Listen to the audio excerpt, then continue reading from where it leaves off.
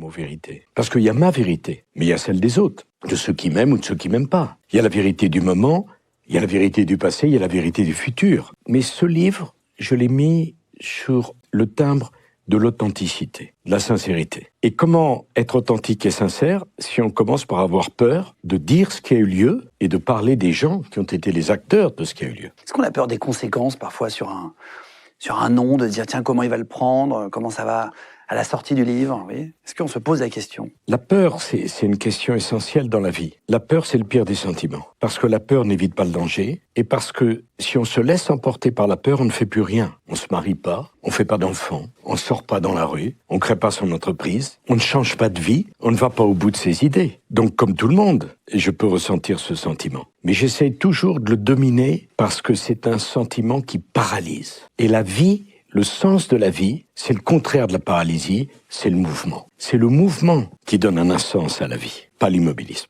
Et pourquoi vous avez eu besoin d'écrire un livre? Vous auriez pu le raconter dans une interview. Est-ce que vous l'avez écrit au fur et à mesure, ce livre? Comment ça s'est passé en prison?